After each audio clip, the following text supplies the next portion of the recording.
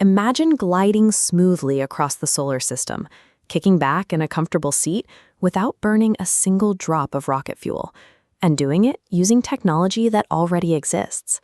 Right now, we are nowhere near that reality. Getting to space is difficult because of a strict physical barrier. To escape Earth, a vehicle must reach a velocity of about 40,000 kilometers an hour. This structural diagram illustrates the problem. To hit that massive speed, a modern rocket has to be almost entirely composed of heavy fuel tanks, leaving only a tiny fraction at the very tip for the actual payload. Traveling this way is incredibly slow. You can barely carry any supplies, and the journey is highly dangerous. It's roughly the equivalent of trying to pedal up a steep mountain on a unicycle while wearing a shaking backpack full of explosives. We solved transport problems like this on Earth a long time ago.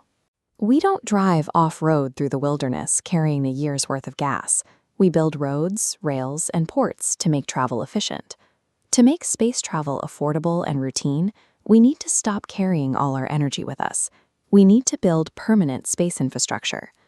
The Skyhook is a massive cable anchored by a counterweight.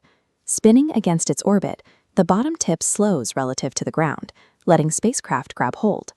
The rotation carries the ship upward, accelerating it for a massive speed boost. Think of it like two trapeze artists. A massive, fast-moving object swings down, catches a slower, lighter object, and hurls it upward. The Skyhook acts as a massive bank of kinetic energy. It transfers momentum from the heavy tether to the departing ship, giving it a free launch boost equal to twice the tether's rotational velocity. There are strict physical limits to the system. We cannot lower the tip below 80 to 150 kilometers.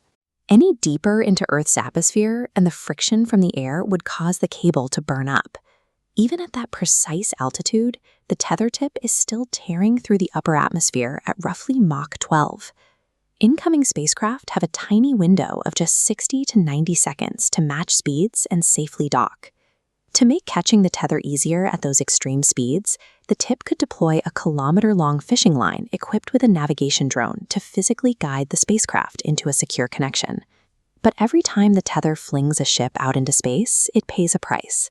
Throwing that mass outward drains the tether's own orbital momentum.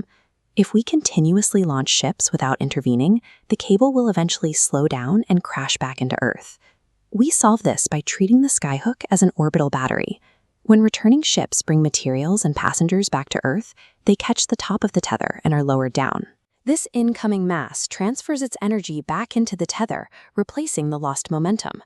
By perfectly balancing the mass of incoming payloads with the mass going out, the tether becomes a self-sustaining momentum trader. It doesn't lose any energy, meaning the more traffic we send through the system, the cheaper space travel gets.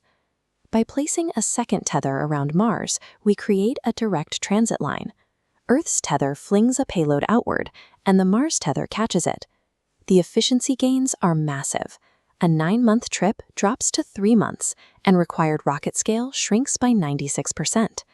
Going in the opposite direction is just as easy. A returning vehicle traveling through the thin Martian atmosphere can hook on to the passing tether, which will catch it and slow it down for a safe landing or a return trip to Earth. And this network extends well beyond planets. Starting from a low Martian orbit, the tether could cheaply boost extraction ships out into the asteroid belt. Once miners cut precious metals from an asteroid, the heavy payloads are tossed backward onto a tether, hurtling toward Mars in weeks. Delivering vast amounts of asteroid resources to Mars quickly and cheaply provides the essential building blocks and the economic foundation to support an interplanetary civilization. To handle all this solar traffic, we can use the Martian moon Phobos. Because it possesses immense mass and orbits unusually close to its planet, it is the perfect natural anchor for the system. We could attach a massive 6,000-kilometer supertether directly to Phobos. The lower tip would sweep just above the Martian surface, making it easily accessible for local ships to catch. Looking at this solar system map, you can see the true reach of the Phobos hub. The upper tip of the supertether could fling heavy payloads out to Jupiter and Saturn, or send ships plunging inward to Venus and Mercury. We don't need magic materials.